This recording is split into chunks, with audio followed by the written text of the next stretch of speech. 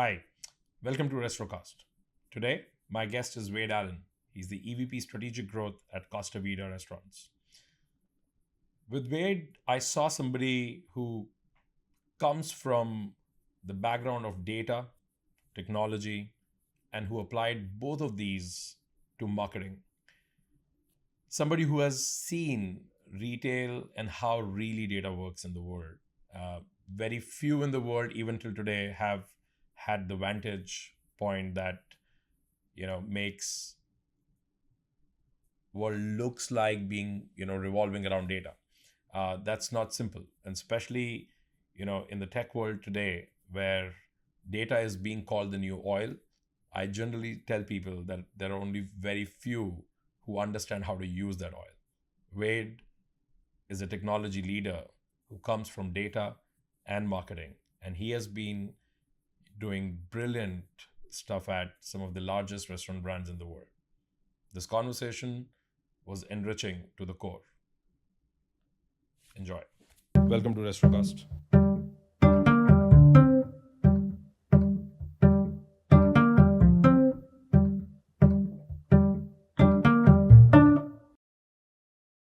Wade, thank you for doing this. Welcome to Restrocast. Thanks, man. Good to be here. Would love to know, would love to dive in to your early life. But before that, would you like to tell us what is it that you do today? How do you describe your job The today? $1 million question, right? Why do I get paid? Well, I would say what I do today. Well, today, just from on the surface, is I'm the executive vice president of strategic growth for Costa Vida. And if you don't know who Costa Vida is, it's a restaurant company that's really kind of a fast casual model. It takes the flavors of the Baja Mexican peninsula and has brought them to the U.S. Smothered burritos is a big one. We do a lot of salads. And my role at Costa Vida is today primarily focused on marketing, technology, and off-premise, and leading those divisions to drive incremental sales and traffic for our brand. But I'm part of the leadership group, and my focus is really leading that brand to really kind of expand our purpose, which is really around our mission about creating an amazing experience, one meal, one guest at a time. So at Costa Vida, you're doing what is the burning need of the restaurant industry as of today. It's the hottest topic. So it's what everybody comes and talks about, like, oh, marketing, technology, and off premise. Let's talk, right? So, yeah, exactly. I think I'm gonna, we're definitely gonna dive deep into it because, I'm curious about, a lot of reasons why suddenly, marketing technology and all kinds of, ordering experience is being focused on in the industry. Is it for the good or bad, or the right reasons or the wrong reasons? Yeah. But before that, where it all started. Tell me about your early years. Where did you grow up? So I was born and raised in a middle-class home in Utah, in the mountains of Utah, and had a great childhood growing up outdoors and skiing and mountain biking and playing sports in high school, and did my undergraduate work at Brigham Young University, which is just down the street from where I grew up. I'm also my faith. I'm a member of the Church of Jesus Christ of Latter-day Saints. So I served a mission for my church for 2 years in Mexico, Veracruz, where I learned to speak Spanish and lived amongst the Mexican people, and it was a phenomenal experience. After I finished my undergrad in marketing communications, of all things, right? Business minor. But what a lot of people don't know is I started out in medicine. I thought I was going to be a doc. Yeah.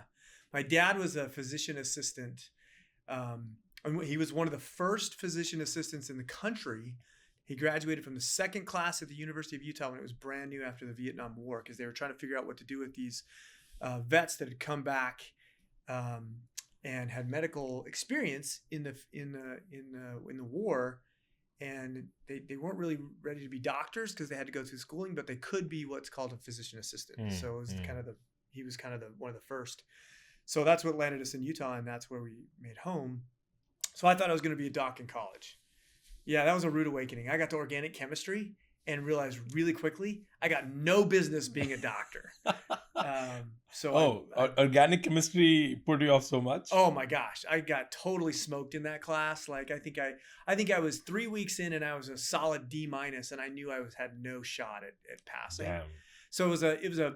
I used to love organic. Okay. I used to be a champion. So yeah. Well, I needed you as a tutor. Where were you 20 some odd years ago, right? So I came out of there and I realized, okay, I've got to do something different. I finished my minor in zoology because I loved animals. So I've got this weird mix when I graduate from college at BYU.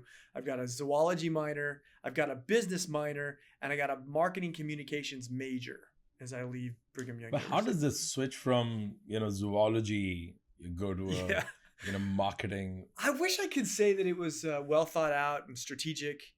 I just needed some good grades. I needed to stay, on top of my my education. And so one of my friends said, you should try a marketing class. And I said, okay, I'll do a communications marketing class. And I loved it.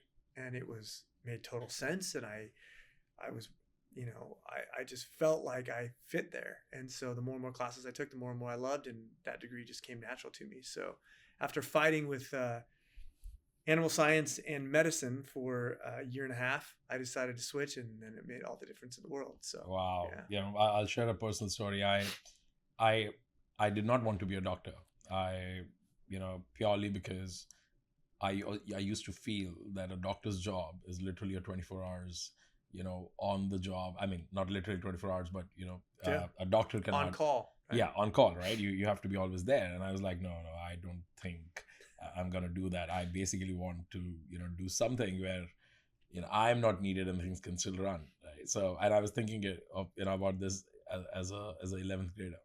So, but I still took biology, in my 11th grade, and only because I wanted to do dissections. Oh, yeah. Yeah, I was really interested in that. And, funnily, that was the year back in India when dissections in schools were banned. Really? Yeah. So they were only allowed in medical college after that, right? Huh. So I remember the first day orientation class in 11th grade, and biology teacher, she talked about everything that's going to happen through the year. And I was like, when will she speak about dissection? So I raised my hand at the end. I was like, when will we do dissection? She said, good news. No dissections from this year. I was like, why is that good news? Wait. Yeah, I mean, because she was like, I'm sure kids had hard time, going through that, right? And I was like, all right, I have another question. What is the procedure to change the class now? So I think, I don't know if I would have made a doctor for sure or not. But, for me, biology was like absolute love. I had to really let go of that because I didn't want a career in that. Yeah, I know that feeling. I found stats in college, and that's another thing that really I loved. I found I was really good at statistics, and I could think like a statistician. I gravitated toward that marketing kind of technology, kind of status element, analytics element. Yeah, I can see how dunnhumby might have happened, right? Yeah, that was an easy transition, right? Perfect, right? So right out of, so you did grad in zoology. So undergrad it was zoology was a minor, business was a minor, marketing comms was the major, and then I decided I wanted to do. And at the time, I was running a startup. I had started it was the late '90s, internet boom, websites were all the rage, and so I read a book called HTML for Dummies, bought a couple of Java books, and started creating websites for local companies. And I thought, well, I'll just be an entrepreneur. That's what I'll do. And then one of my professors said, you know what, you should really go to grad school. You've got this kind of weird dynamic element of like, you think like a technologist, you kind of understand how programming works. And I know HTML and JavaScript is more scripting, but you kind of understand this new world. You're kind of a marketing guy at heart, but you need to be classically trained in one of the two. What are you going to do? You should go to graduate work. And so I said, oh, interesting. And then I ran into a recruiter at Northwestern who was on campus at BYU and said, hey, we'd love to have you. You should come apply. I think you got a real shot to get in, got good enough grades, and take the GRE or the GMAT, and then, let's go see what you got. And so I did it and got in, and next thing I knew, I was living in Chicago. And at that time, I was married with a brand new little baby of like 6 months in a really small Chicago apartment. And I got my master's from Northwestern in integrated marketing communications. Wow. So, yeah. What year was that, when you were building websites. So I was building in 98 to 2001. Yeah, was kind of- okay. Right in the middle of .com boom. Right. When, pet.com was making millions of dollars, but losing tons of money, but their stock price was going through the roof, right? It was crazy stuff. And I was focused on building local web pages and hosting them for home builders and dentists and playground equipment companies and, just people that needed basically an advertisement on this new World Wide Web. And that was a ton of fun because it was me and a cousin and a friend who literally were generating, we didn't have a huge, by any means were we making real money, but for college kids, having $80,000 in receivables, we were like high-fiving and thinking we were, of course. That's amazing. Yeah. So it was a cool experience. And then, post your college. Yeah. So then after graduate school, I was recruited by a company called dunnhumby, which is a British firm. And if you're not familiar with them, they are the analytical sciences behind Kroger and Tesco. Yeah. Some of these big grocery stores. So I worked for them for years, and I think it was a Tesco company, right? Yeah. Tesco had part ownership in it for a long time. So actually, Clive Humby, who was the owner of dunnhumby, recruited me out of college. Came to Northwestern. I met with him, shook hands with him, talked to him, debated with him, challenged him on a couple of questions. The next thing I knew, he offered me a job a couple of months later, and I went and worked in the Cincinnati office. And for a couple of years, I worked with that organization where I actually wrote the extraction code, SQL code to extract data out of a database. And then I would write SAS code to spin that data into and run statistics on it. And then I would create presentations and then deliver it back to the consumer packaged goods companies on behalf of Kroger based on the segmentation that we had developed. So all of that thinking really sharpened my senses of how marketing and marketing technology can materially impact and direct marketing can materially impact a business. And so that was a lot of fun. At the time it was a steep learning curve, but man, I just, my wife would get after me. She'd be like, every time I go to the grocery store and I go, I know what that SKU means. I know what that SKU, like she would just read the numbers and I could tell her if it was what type of product it was on a Kroger shelf. And she's like, we got to get you a new career. This is killing you. Right? And then after a couple of years in Cincinnati with dunnhumby, I was recruited away to come to Dallas for an agency, an Omnicom agency at the time that was called Rapp Collins. Eventually changed its name to Rapp, and it was part of the DOS group of Omnicom. And it was a great experience. I met some great people. Agency work is hard. I think we don't give our agencies enough credit that we work with. It's a grind, every day. And we were young. We weren't making a ton of money. We were working long hours, but there's a lot of passion there. And then they said, I with that organization, I went to London and I spent 2 years in London with them. Another great experience. Worked with Sainsbury's and Barclaycard and a few other Boots retailers in London, and then came home. That was a marketing agency? Yeah, it was a marketing agency. Their focus was really on direct marketing and this mobility that had started to rear its head in the US and different places. So that would have been in and around like 2006, 7, 8, 9, kind of when that happened. I came home from London, had some personal stuff go on in family, and we needed to bring home. At this time, we had 3 kids, right? We were pregnant with our 4th, and it was time to come back to the States. So we came back to Dallas, and I took a job with a technology startup or a marketing agency startup. And inside of that agency, we had a labs division where we had built a coupon technology solution. And so we were delivering coupons online. So again, another run at being an entrepreneur, right? Loved it. It was a Java solution that allowed... like a product. Yeah. So basically what it was is it was a solution where you could companies could deploy coupons on social media, and people could go on social media. This is probably 2009, 2010, and they could print from their own printer a secure coupon that couldn't be photocopied, that they could then take to a grocery store. It could be scanned using a barcode or a GS1 barcode, and it would give them the discount on their grocery bill. And then it would clear right? Because coupons back then had to still have to go through a clearinghouse. It would clear appropriately. So we were cutting edge at the time. Coupons.com was another big one out there. We were kind of democratizing it and putting it into social media. Mm-hmm. It was called coupons.com? It was called Coupon Factory. Coupon. And so really what it was built for grocery stores or CPG companies to buy a license to our technology. You know, SaaS wasn't a big deal, but we were one of the first SaaS solutions that I can remember, especially in that space, to then allow them to put it on their assets, their websites, their social media pages, to allow their customers to get coupons. And we sold that. Well, that agency and that technology sold to WPP, the agency out of New York, in about 2014, 13.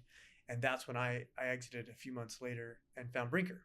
Mm-hmm. And then, 10 years with Brinker and being the restaurant guy and vice president of marketing and CIO and chief digital officer.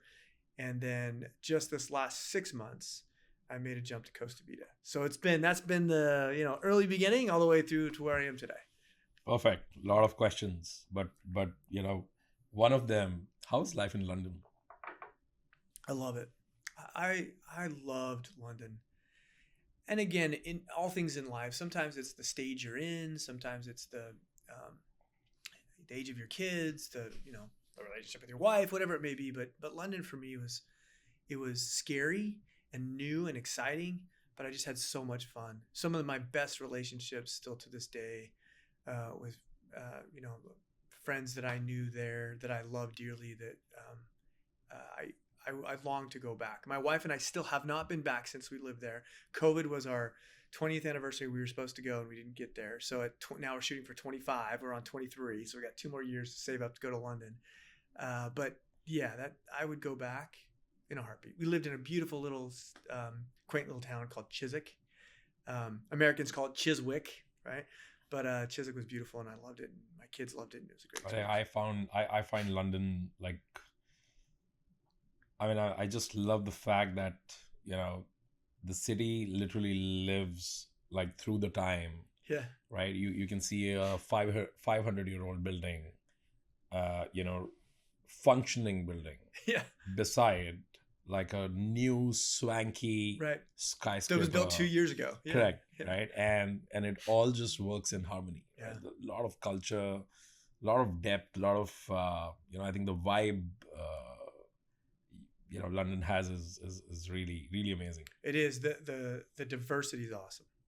You can see it's a melting pot of the world where people can live and actually get along for the most part and be happy together. And it just shows you that there is hope for humanity. And London is kind of that cultural kind of, microcosm that comes together. Yeah. Your switch from retail to restaurants, how much of a shock it was for you to, starting with, you started with statistics, dunnhumby, data, right? Mm-hmm. You're born in the career at a place where, data driven was the name of the game. Yeah. And then you'd come to the restaurant industry, which is, way, behind retail. What was your first reaction when you joined Brinker or saw restaurants not using data? It was an interesting dynamic. It was actually kind of tale of two cities. I was actually excited to just focus on guest experience and food, because with a mass retailer or a grocery store, there's just so many SKUs and so many different things. It's not just grocery, but it's center store products like toilet tissue and cat food and all these things. So I actually was super excited about getting super honed in on guest experience around food and the experience that they have in a restaurant. The other side of that, or the other city of that, right? The tale of two cities. The other side was, these guys are so backwards. Nobody knows what's going on. Everybody's using freestanding inserts in newspapers to do their marketing. What in the world is happening here? And how did the world run so far past this industry, right? But I quickly realized that's actually an advantage. So how? So I'll use a sports analogy, right? It's a little bit like playing on being a professional athlete and playing on a junior varsity game, right? You walk in and go, what is happening? why is everybody, oh my gosh, I think I can dominate this space. Hold on. I might have more knowledge than most people in this area. I'm going to start putting this thing to work. And so really that was a thought that went through my head quite often hold on, I can really single-handedly make a huge impact. That's almost like your organic chemistry to marketing switch. That's right. That was when, wait a second, I'm not over my skis. I'm actually the rock star for the first time, right? And I'm sure the guys at dunnhumby and the grocery guys that I've worked with have probably been like, good, because he was middle of the road there, right? But man, coming into restaurants, I just felt like I can make a huge impact here. I know data. I understand technology. I understand how this all ties together and how it can ultimately benefit marketing and how we can communicate that to the guest. And so it was kind of this weird eclectic background of websites and startups and classically trained marketer, and all this stuff was kind of converging for the first time in my life when I got into restaurants. And I thought I can. But how did you find that kind of footing at Brinker? And I'm just curious because 2014 is what we are talking about, right? And I think the way marketing tech, or the need of marketing, the way digital is being perceived specifically over the last 4 years, just pre-COVID, and of course, accelerated through COVID. 2014 looks like a stone age, in that sense, right? Marketing in the restaurant was still very, very physical. So where were you fitting in? What was going on? I wish I could. So it's a fantastic question. I wish I could say it was by design. It was dumb luck. I mean, it was dumb luck. And here's what I mean by that is I had just come out of a startup that was running a labs division out of a startup that was getting sold by WPP, and we were doing some pretty cutting edge stuff using Java and a bunch of other things. And I walk in to become the vice president of marketing because they needed to build a loyalty program and they didn't know what to do. And once I got in there and realized you need a better web experience, you need a transaction engine, you need a website, you need tablets on the table, you need your exposure on your tokenizations or on your transactions are a mess. But the CEO, Wyman Roberts, who actually was a graduate of Brigham Young University, which is just a weird connection that we had, but he saw me being interviewed and he pulled me aside in the interview process and he just started grilling me on a few things.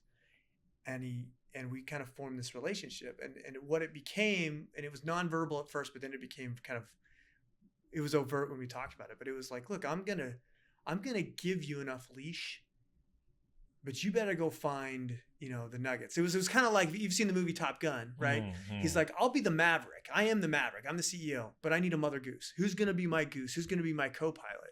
And so as we kind of had this relationship, he really realized, or I realized, and I think he also realized was, hey, if I'm willing to fund whatever it is you want to do, I just need you to come with these ideas, vet them with me first, and we'll pace and sequence them over time.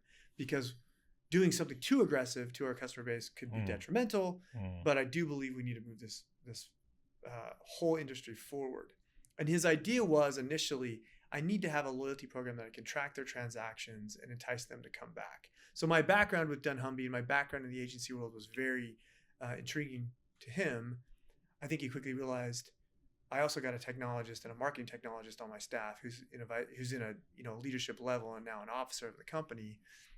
We're going to turn him loose on some stuff. And he did. And look, I wasn't successful. Most of the stuff you hear about my success is not the stuff that I came, like some of it I came up with, some of the stuff I failed at miserably. You don't hear about the failures, right? But he was really good to say, okay, I love that idea. What do you need to get it done? Can you build me a prototype? How do we work together to see if it's going to be successful, right? And so even in 14, he was giving me tons of room to try new and innovative stuff that restaurants had never done before. So loyalty was your first project at Brinker? Yeah. Building the My Chili's Rewards program was the first thing that we kind of put I put my thumbprint on. And second was Ziosk, the tablets on the table. The tablets launched before the loyalty program did because it was just more on getting the data together. And you said Ziosk? Yeah, Ziosk was the first one we did. So yeah, it was loyalty first, then it was Ziosk, and then we worked really hard to build a state-of-the-art app and a transaction engine. That's when Olo came into the picture. We had connected with Olo. They were a small shop. We took a risk on them, but they delivered, right? And we really, that kind of set them up for success, and they took off. That set us up for success. We were doing, millions of transactions where before we were barely struggling to get hundreds of thousands of transactions through the door on our online ordering. And then from there, it just kind of started to build more and more, right? We had a bigger digital presence. We were one of the first ones to go in with DoorDash on the delivery side. Our virtual brand then came to fruition till we built, and launched that brand. So there was these hits that you hear about that we'd won on, but I see a lot of I see a lot of bets that you've taken. I mean, I can clearly see that, right? And they're connected, right? I mean, it wasn't like I was just jumping to out here. It was one after another and after another. I feel that restaurant industry loyalty is really misunderstood, in the restaurants. And, I strongly feel about it because, a lot of concepts like loyalty, they come from retail, where the fundamental difference is that I want to go to the same retail store every day. I want to buy from the same place. I want to familiarize myself, with the aisles and, right. With the stuff. And at the same retail store, I may get new stuff, let's say in fashion. While in the restaurants, it's actually quite reverse. I don't want to go to the same restaurant again and again. I don't want to eat, at your restaurant every day, unless, of course, your comfort food. Like, so very few restaurants, actually have a case for true high frequency loyalty. Coffee places, right? Cafes, right? Okay. What do you think? Because I see industry struggling with loyalty in 2023, and it's almost the same struggle, almost always the same struggle, right? Yeah. What is your opinion about loyalty in the restaurant space, and where do you see the world, especially the brands, they go wrong in thinking about their loyalty? Yeah, I've thought a lot about this. And I think the fundamental head fake, that's what I'll call it, that marketers fall for is the program of loyalty. They fall in love with points or merchandise or earn and burn or redemption. That's not what it's about, right? Anybody who understands the value of loyalty understands it's the data. It's knowing how often you've come, when you've come, how profitable you are for us, what your history of eating is like. Where else do you go when you travel towards our restaurant? All that information, that data, I think loyalty is misunderstood because they don't understand the whole value of it is actually knowing more about your guests so you can be more relevant, right? And what they get tied up in chasing is these point schemes or these redemption offers, and at the end of the day, they attract a sub-segment of loyal customers who are also price sensitive, or also who are chasing that discount, right? Which is bananas, because you and I know as we sit here, there are some brands that we absolutely love. I'm a huge workout guy, right? I love Rogue Fitness. And if you know anything about Rogue Fitness, it's barbells and racks and dumbbells and all that kind of stuff. I'm not in their loyalty program. I don't even know if they have a loyalty program. I will pay full price for that stuff because it is a brand that represents what I believe. And if we're only focused on the loyal customers that chasing discounts, we're missing the real loyal people. And so then the question is always posed back to me, well, then how do I get information on the most loyal people? And this is where I think where it's going, where it could go, which is taking those anonymized transactions and truly making them identifiable, right? And whether that's through hash data or tokenized data, whether that's through enticement of things because I now can see the credit card coming across my POS, or some future way, an easier way to have our guests identify themselves. That's when you're really going to tap into the loyalty. But then what do you do? What do you do with loyalty? I mean, you touched upon that point, right? That at the end of the day, it becomes about discounts, and even within your own customer base, you start attracting, discount hunters or the probably cheapies, right? Exactly, right? The wrong side of the curve. But then what do you do with that data? I mean, once you know that, okay, I'm a loyal customer to a brand, what do you think a brand should do to me? Isn't discount right? No, I think discount is the cheapest way of marketing. Right? And I say cheapest, it's the easiest way to market. But look at us having a conversation today, right? When we talk about things, we find common points of connection Right? Oh, you know so-and-so? I know so-and-so. Oh my gosh, yeah, we know each other. Okay, great. What's our connections, right? Oh, you like organic chemistry? I hate it. Why did you like it? We make these connections, right? Our guests are the same way. Open a dialogue with me about the things that I love. I clearly come to your restaurant again and again because I like something that you're doing, or I like the food, or I like the atmosphere, or I like the service, or something, right? So rather than just continue to entice me with discounts, open a dialogue with me about what I enjoy about your organization. And if you know how I eat, how often I eat, when the last time I was that I came, did I come with a large party or a small party? Anything else in my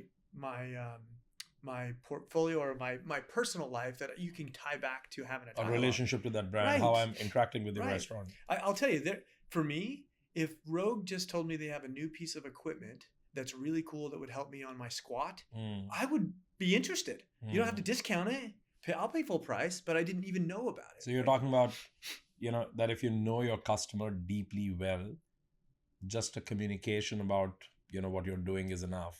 It does not need to be a discount coupon. Right. I think, and look, there's always a place for discounting. There will always be some kind of enticement needed. My belief is most consumers would react positively to having a dialogue with a brand about something that they're either showed an interest for or have an intrigue towards, equally as well as getting a discount. Now, the hardest working word in marketing is free, right? Everybody knows that. The next one is dollars or percent off. But in lieu of trying to maintain our margins in a world that's crazy right now, right? Our operators and our restaurant companies have jacked up their prices.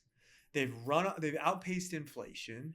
Now we're heading into this value conversation. You start to see it all over the news with different companies doing 5 for 5 or 3 for this or something that or $10.99 or whatever it is. And rather than play this game, just be smart. The people who have to have a discount because they won't show up because they are price sensitive, identify them. And you can pander to that side of that aisle. Right? For the rest of the group that's willing to pay full price on margins, open up a relationship with them on what truly intrigues them to come to your brand and parrot that back to them in either outbound communication, in your social, in some kind of medium that they can see. And my belief is you'll drive more traffic and continue to gain higher margins without having to raise your prices, and your traffic won't suffer because of it. No, absolutely. And I think what beats me is that, how many times I will speak to marketers in the restaurant space and, they're not talking about, let's say, conserving the ticket size, the average order value, right? Because to me, when you discount, even, give discount to a loyal customer, it confuses me because if I'm a loyal customer, I'm going to eat anyway. Right. You don't need a discount. I don't need discount, right? So you technically are giving discounts to somebody who was ready to pay full price. I would actually rather, love to see a program that allows me or makes me spend more, and then get a discount, right? I mean, something that raises the average order value, average value of the transaction, and I get more value in the process. I would agree. I love that idea, right? Because value, people think in this industry and outside of this industry that value is discount, but value is an equation, right? Right? It's volume of food or volume of product plus quality of product, right? All divided by the price of that product, right? And so rather than just go to the denominator and just reduce the price, that's an easy and cheap way to do marketing. Think through it. I didn't erode my price, and I raise the value to the guest, and they're willing to pay that or more to come in because they can get more value for money, right? That's the term they often use in the UK, value for money. But I believe that. I firmly believe that rather than go the discounting route with everybody, you just need to increase your value platform. And that value platform could be a bundling.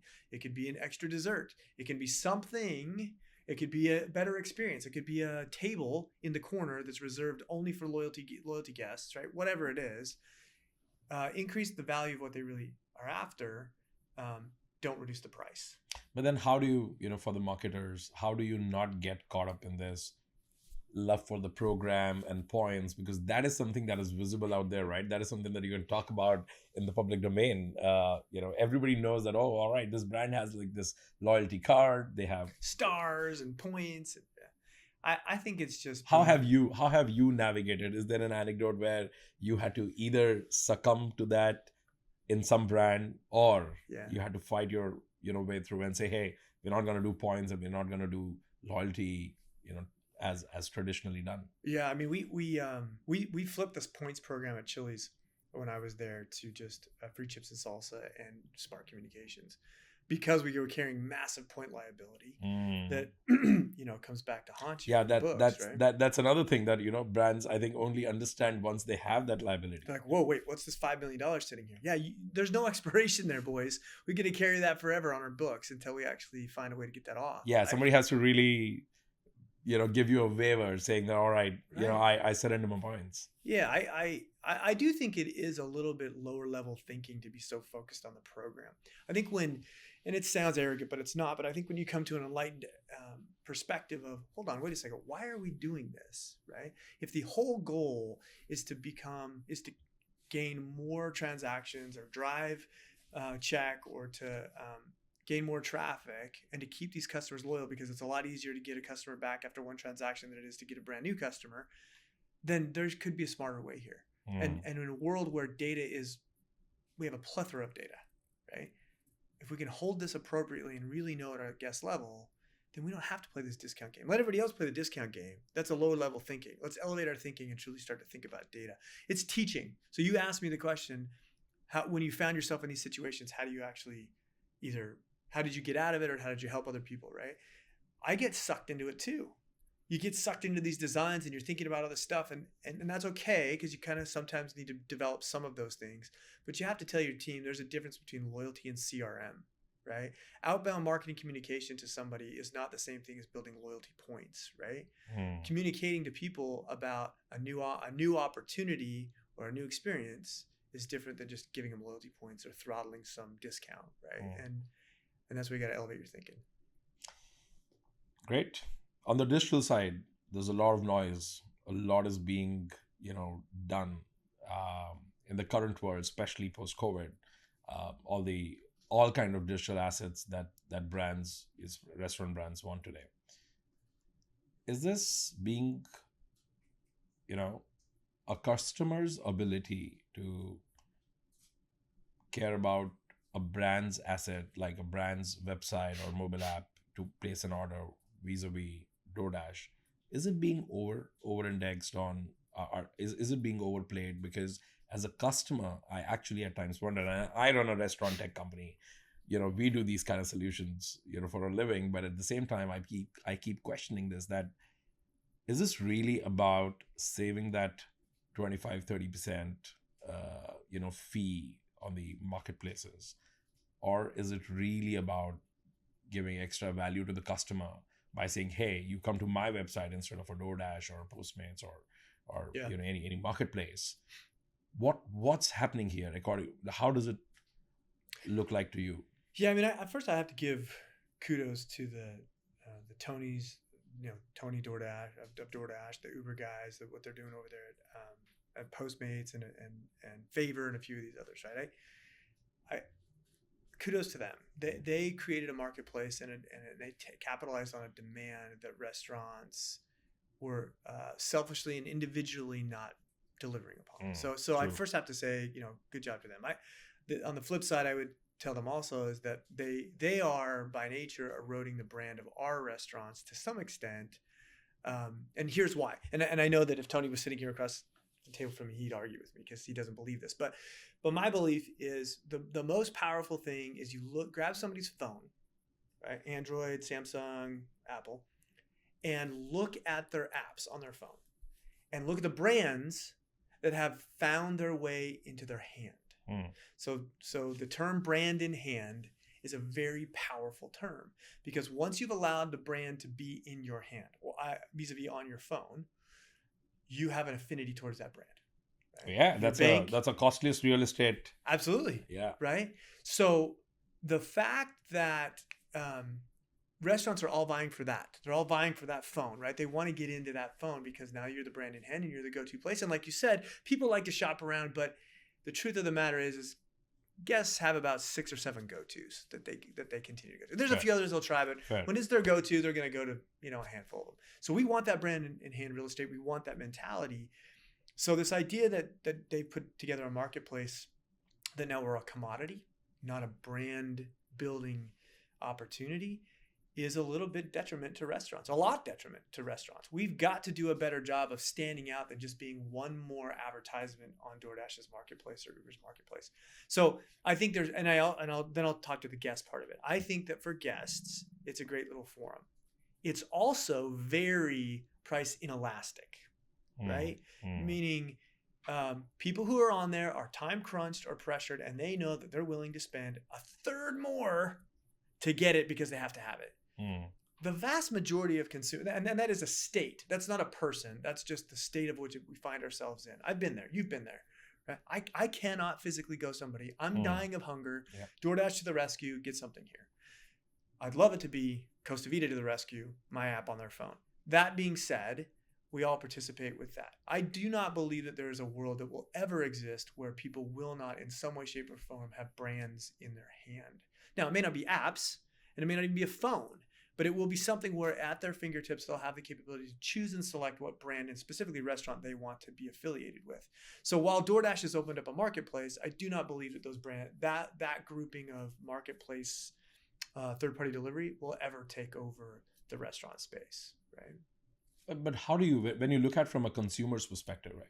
And especially, when you are taking these decisions, even at Costa Vida today, from a consumer perspective, I still believe that marketplace is the right answer because familiarity, you exactly know that UI, you know that UX, you're already logged on, your card is there, it's all predictable. And there is a third party in between who's also protecting your interest in case you don't receive the food, you don't receive it as intended, et cetera, right? And when I'm ordering directly to a restaurant brand, I'm of course fully exposed to all the risks in between, who's going to mitigate that in case, one of the three things happen. From a consumer perspective, what is it that you think today when developing these solutions, when you're thinking about, putting up a website or a mobile app or any direct channel, how are you, what are the key areas? How do you compete with the others, right? How do you compete with that delivery space? I think what are the things that you consider are important pieces when you're taking this decision? Okay. Well, what should be the website? What should be the mobile app? Why should we do it? Why should we not do it? What part should we do it? What part should we not? Yeah. So, I think the question, we're in the midst of this question right now at Costa Vida because we're developing a new web and app right now. And the whole genesis of that conversation was speed, ease, and just make it right. How do I get those? How can I make it fast? How can I make it super convenient so it's easy to order, one-click ordering? And then how do I just make it sure it's correct? Because the number one problem with our buddies at the third party is that there's always some missing item. Missing and incorrect is the number one problem in online ordering and generally online ordering through third-party platforms. So for us, as we look at what the guests' demand are, they're like, look, my expectations since COVID are just pretty low. I'm speaking in general, but I think guests are like, can somebody just get my food right, get it to me fast, and make the whole experience just easy, right? And I think that is the new competitive set. Now, whether Tony Xu or not believes he set that market, he did, right? Is they set it, it's super easy. You can pick a million of different restaurants and we'll get it to you. To get the right items in the bag becomes a struggle. However, I think that's what we think about when we do it. Like, how do we compete with that? Because the new guest is going to continue to be pressed for time. They just need an easy way to just say, I need dinner. It's 5 o'clock. I'm headed home from work. My kids are hungry. We don't have a dinner plan. It's a Tuesday night. I need something I can just tap while I'm driving that will know all my kids. I got a gluten allergy over here. I got a celiac or a dairy allergy over here. He doesn't like this. She wants chicken nuggets. How do I make this all happen with the touch of a button? And then how do I get it all to the house? Because it doesn't do any good to do all that. And then the food shows up wrong. And my autistic son goes ballistic because he doesn't have his chicken nuggets. And I'm speaking from experience, right? So when we're developing and building those experiences, it's really those three. Beautiful. So you basically are tying this back into your, our loyalty discussion. So, right. So all you're saying is that, the consumer-facing solutions need to be, good for loyal customers. Absolutely. Customers who exactly know what they want and how they, want to interact with the brand. You don't think it's a new customer acquisition channel? I generally play to the bottom of the funnel. I leave the top of the funnel marketing to our social, our broad-based marketing communications. Brilliant. And we can talk about the ease and the efficiency and sophistication and eloquency of our digital properties and why they should come. But that's not who I'm centered around and focused around. Sure, I want to make it so easy from a UX that anybody, the 3-year-old, can tap iconography. And you'll see our new app as we launch it, we've stripped away a lot of the just unneeded descriptions of things. People eat with their eyes. Show them a beautiful picture. Show them what a burrito looks like. Show them that you're going to smother it in this and that and put some queso on it and whatever. People can click through that. And again, I'll call out a competitor that's done a phenomenal job because I'm not that arrogant, right? Chipotle kills it. Their visual component, still to this day, the work that Deloitte did on that app, which I believe is who built that Chipotle app, did a phenomenal job, right? I mean, it's just still to this day, it stands the test of time. When they first launched it, it's imagery and people eat with their eyes. So make the UX so simple that your loyal customers know exactly what they want and they can save their transactions to have it immediately fired.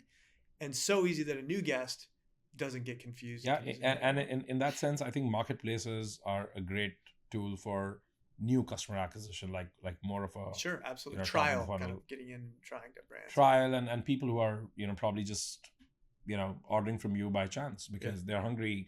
Your listing showed up and they're like, all right, let me try that. Yeah. And that is a huge value for having those third-party marketplaces. I think restaurant brands that aren't playing there are crazy. Right? I watch what Darden's doing, and again, I think Darden is brilliant. They've done some smart things, but I often question one of their things is why wouldn't they play in those third-party? And I get it, there's margin erosion, but man, your exposure. That's a good kind of marketing cost. Well, I would say too. Think of it as a marketing cost. Yeah. You're gonna pump $100 and some odd million into television. You might as well put some money in that third-party place and actually get some value out of it, right? So. That is one that I constantly scratch my head. It's not going away. And so it's a little bit like saying, we refuse to do this marketing channel. You're like, well, at some point you probably will come around on that because that's where people will find their food, right? So from an organization as large as Brinker, why Costa Vida? Oh man, that is a great question. I love Brinker. I loved working for Brinker. The leadership that Wyman Roberts gave over the 10 years that I was there was remarkable, and working with those people were fantastic. I think as Wyman retired, I realized and had a moment where this brand was going to go in a different direction with a new leadership team, and it probably wasn't the direction I was ready to go. There were some other things that were lurking in the background that I hadn't addressed, which was working for a big company, living away from my home. And my home, remember, I was born and raised in the mountains of Utah. So living away from my home, a very big publicly traded company, really beholden to what Wall Street said day in and day out and how we actually, made our numbers. And I think that was a point, kind of a crossroads in my career where I just started to think of something different. I wanted to get back to that kind of entrepreneurial or small feel where I could truly make a huge difference, because I'd made a big difference in a big company, and then I wanted ultimately to have a shot at leading a brand. And so it was clear that was not the next steps for me at Brinker. And when that came to fruition, I realized I needed to go do something else. And as we amicably parted, I think it was divine intervention. I think we all have a different view of providence, but I think there was a lot of direction for me to find Costa.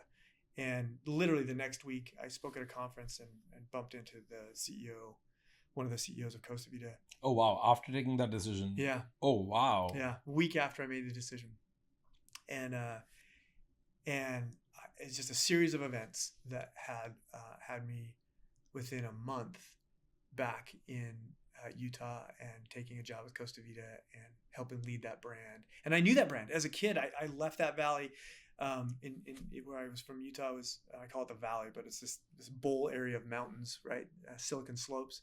I left that area and I knew this little brand kind of, it's kind of over here on my periphery as I left, and I wasn't thinking much about it because I wasn't a restaurant guy yet. So to know and watch it as it's grown over time, now almost 100 restaurants, And to get the opportunity to come back and lead it, I was ecstatic. And it was small, it was nimble, great people. It had a great purpose, great mission. Just all the makings of what I would call a cult-like brand, especially in the restaurant space, right? The Cavas and the Chipotles of the world type to really create something new. It's been how many months? Man, I got back there. I think I started on May 15th, but I didn't relocate my family until July 24th. So depending on how you count the numbers of when you're on the ground, it's been since May. So what, 5-6 months maybe? And how's the life been? I just love it. My commute's 9 minutes, right? Like I work with all my buddies. Like I know everybody. I saw your background. That was your office? Yeah. Oh man. Yeah, I mean, it's just amazing. The lifestyle, the people, the essence of that brand that comes through is just pristine and just amazing. And that to me is worth way more than a paycheck that and a big corporate RSUs and grants and all that stuff, right? This is where the fun is. And sure, I'm still a capitalist, so I'm driven by the dollar, but I think the opportunity for this brand is truly making it the next big brand. And are you enjoying the velocity with which you can move things? Yes, I think it needs to be a little faster, but we're getting there. We can't get too fast. We rip the training wheels off, we'll wreck, right? So I've got to take them slow, but I feel good that I know where we're going. I feel good knowing how we're going to get there. And now it's just convincing my peers to take some risks and go get it. But yeah, it's good. I need to tell you something about my perception of Costa Vida. I didn't know the brand, but last year when we started in the US, I think it was Mertech, first one, and I saw these 4 or 5 IT guys from Costa Vida like hopping in from room to room, and I can tell you that since then I think I've seen the same 4 or 5 people hopping on to tech conferences, and I think I feel that I could feel that this team is hungry. Yeah. Like they're looking, they're watching, they're learning, they're talking to everyone, and like there are 4 or 5 of them, here, and some of the largest companies did not have, even 3 people, doing the same. So that was quite amazing. I love that story. I feel the same way. Dave Conger and Alan Beck and Jeremy Ernie, the 3 guys that I interact with on a daily basis. Yeah. They're just. Yeah, I recognize the names. They're humble. They're hungry. They're super sharp and smart. And they're gonna make a difference. Yeah, like shout out to them. Yeah. So my perception of Costa Vida comes from there. I really believe that companies and culture is really about what can you predict about them. Yeah. And if it's predictable, that's culture. I love it. That's great to hear. I feel the same way. So it's good to see an outside perspective. Wade, how have you changed over the years as a leader? What are the changes that you perceived or what you saw in your own self? As how's your relationship with leadership that you deal with and the leader that you are? How has it transitioned? It's definitely been iterative. I think early on in your career you're less focused on leadership and focused on doing, and then as you are led by a really great leader, it's this moment where you start to pause and you start to question, well, what is he doing different than my previous boss, or what are they doing different, right? And I think we're all a collection of experiences at the end of the day of how we actually become leaders or how we actually become great people. I've had some really bad leaders. I'll just state it for the record. I won't give any names, but I've had some bad leaders. And I've had some really, really good leaders. And that dichotomy, right, that I would never know the really, really good unless I knew the really, really bad. And so it's those reflections in time where I stop and I go, well, why are they so great? So my leadership is a product of that experience. And I've learned 4 key things that I'll share with you that I firmly believe. One, you have to love the people that you lead. You have to truly be a servant leader and care about those people and let them know you care about them. That's the first one. I think the second one is just being super, super clear on what your expectations are for that team. And don't mince words, right? Being super clear with your communication is actually super valuable for your team. So be super clear on what your expectations are for that team and for them individually. I think the third one I learned is that you cannot just leave them on an island. You need to go and support them. You need to go and rally behind them. You need to have constant check-ins and help them along this journey of leading them in the tasks that you give them. And then the fourth one is truly holding them accountable. I think people in business and people in life, when they know they will be held accountable, will strive to reach the bar or exceed the bar. So it's really those 4 steps, right? It's love them, let them know you love them. It's be clear with your communication and expectations with them. It's support them, let them know they're supported and help them along that journey. And then last, just hold them accountable for all of that, right? And I think if you do those 4 things, what I've seen in my leadership, I create great teams, and people love that and they feel passionate about it. They don't always love me, right? You can give and take me once in a while because I do goofy stuff, but I think they enjoy that leadership and they feel heard and they feel supported and they feel like they can accomplish great things. Those are great points, but I think taking care of them and continuous check-ins, etc., borderlines, the perception of micromanagement. Being clear in your expectations and communication borderlines, the rudeness or maybe like the feedback that just somebody could not take. How do you deal with that? Yeah, it's that I hate micromanagement. I think if we've all been micromanaged, we absolutely hate it, right? So I'm just deliberate in the way that I approach them to make sure that they're ready for the feedback or they're ready for the help, right? It's a little bit like, and it's not the same, but I'll say it's a little bit like kids, right? When you're raising children, there's an opportunity to allow them the latitude and the freedom to make mistakes, right? And then help them identify, okay, that was a mistake, but that's okay. People make mistakes. How do we course correct it? And how do we get back on? If you have that approach in life, because that's how my leaders have approached it with me. They've let me fail and stumble a few times and get some bruises and some black eyes, but then stand me up, dust me off, and allow me to be successful. Again, you learn faster by having a bad experience than if somebody just takes away your bad experience, right? So micromanagers don't realize that they're just cutting off their own leadership because they force people down a path that they know is the quote unquote the only path to get there. If you let people kind of explore it and they bump around in the dark a little bit, but they get back up, sometimes they'll surprise you and find a totally different path that's less traveled, that they'll then be successful. And then you learn something as a leader. Wow, it was the right thing to give them enough bandwidth and enough space to actually find their way. It's hard because we have deadlines, we have dollars that are being spent against it. But I think as leaders, that is the hardest part of our job, is to allow people the bandwidth to be successful, but also fail, pick them up, direct them in the right path, and potentially learn something from their own experience, right? Absolutely. That's beautiful. I think that line where, allowing people who work with you to make mistakes or explore, beyond or beside the prescribed route, as a leader, it also allows you to discover new things because, you don't know what you don't know, right? That these frontline warriors are the ones who, have the most amount of data for the problem that they're dealing with. And, they have the biggest opportunity to, kind of unlock paths which were definitely not visible to anybody else. Yeah, absolutely. I totally agree with that. Yep. That's a great time in the restaurant tech.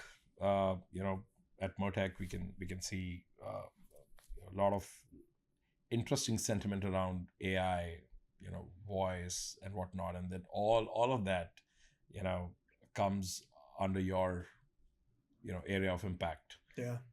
How are you dealing with, and what's happening with AI, in your strategy, in your mind? Is it all like, what's the fad and what's gonna stay? What do you think is happening? Yeah, it's interesting. There tends to be a lot of hype sometimes around these things. I think there's some hype around AI, though I do think AI, and I've said it before, will create as monumental shift in all industries as the web and mobility was. So I think we're at one of those watershed moments, just like mobile phones and just like when the internet came out. So late 90s, mid 90s, and then again in 2008, 9 when they introduced the iPhone. I think we're hitting one of those watershed moments again. When I think about AI, it's really about how do we just make our staff more productive, and how do we extract intelligence that we otherwise couldn't get to other than just running manual queries over and over and over again to try to extract data, right? So anything that can help us on that front. And I still view AI as, I wouldn't say it's skunkworks, but it's very, it's unpolished and unrefined today. But the work that's been done on ChatGPT and some of these other things have been pretty remarkable, right? And it's not new. People talk about it.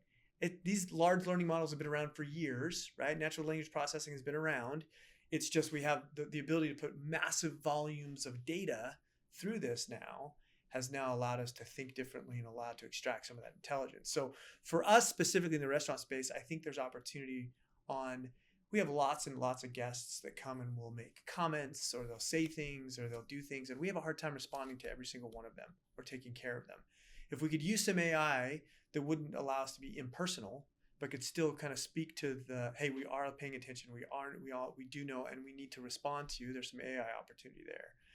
I think there's some AI opportunity with our restaurant ops. Is there some, I don't know if it's computer vision or something that will help us be better at QAing our food before it goes out the door. I think that's a huge opportunity in a restaurant. The organization that taps the model that allows you to quickly identify if a plate was made within a few standard deviations of the way it was supposed to is going to save restaurant companies millions and millions of dollars, because wrong missing items is the plague of our industry today in the to-go space. And at least in a restaurant, you can make it better. When it's going out the drive-through or going out the door, you don't really get that chance. Right? Now you've had a bad experience. So I think there's some application there. I think there's some AI ops in our alerting systems, with whether it's oven technology or it's cloud-based computing stuff that of problems that are pre-identified would be huge for us on making sure that everything's functioning. So that's kind of broad-based. Are you trying to force?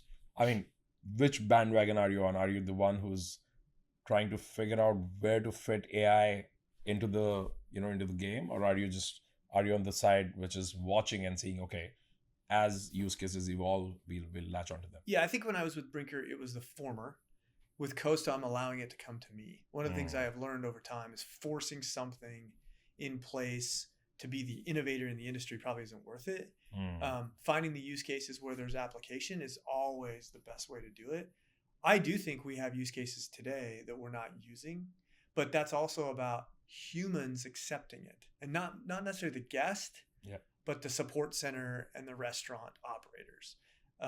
We're adverse to change, and sometimes changing too aggressively can rub people the wrong way and build bad experiences. So while I think there are use cases today and most restaurant companies could utilize AI, I think they're going to give it a little bit more time to kind of, quote unquote, come to them before they apply those, to allow their support staff and operators to accept it a little bit more. And ChatGPT has opened that whole dialogue, right? I mean, the fact that it's open to the general public and anybody can get onto it allows all of us to win down the road, because there isn't that adversity to change that otherwise would be there, because now it's accessible, right? Yeah, I think ChatGPT has also accelerated a common, layman understanding of what AI can do, right? I think while people are still excited and scared, both at the same time. Right. But I think ChatGPT has done something, like it has just educated like billions of people in one shot that how AI exactly works, right? It's not just a techies game anymore. Right. Yeah, because even techies are just writing a wrapper on it, right? They also don't understand LLMs,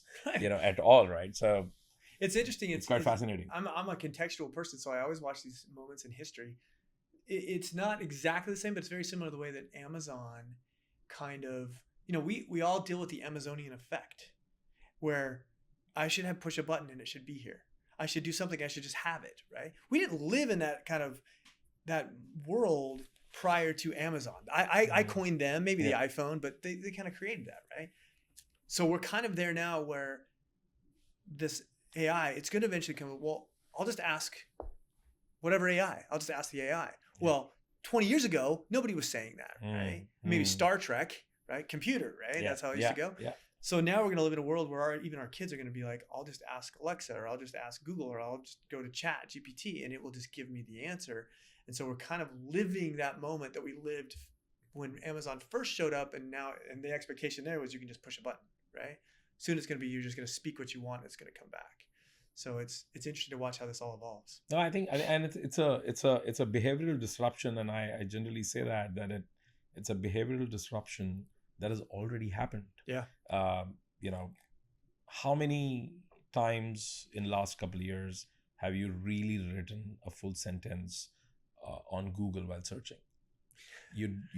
Google doesn't allow you to complete that. Right. It gives you exactly the right suggestion, right? And that was already happening. We just don't know that, right? Yeah. I mean, if now I've experienced it myself. If I'm writing something on Google, and if the suggestion does not come, I'm frustrated. I'm like, oh, am I the only one searching this? Am I searching something wrong? Right. I've done the same thing. Yeah. I actually get frustrated. I'm like, just finish the sentence for me. You know what I'm thinking, right? That's so interesting. Wade, that was a great chat. Yeah. I'm really excited about what lies ahead of you in Costa Vida. I can clearly see that it's gonna be a ride that a brand like Costa Vida is gonna cherish. Congratulations. Thanks, for landing it while you already took a jump from Brinker. That's a great story. I could have never believed that. That's crazy. But all the best. But thank you. I appreciate it. It's been a great chat, and I couldn't be more excited about the future with Costa Vida, and would love to connect with you again and do another one of these. This was awesome. 100%. We're definitely going to do that. All right. Thanks. Yeah.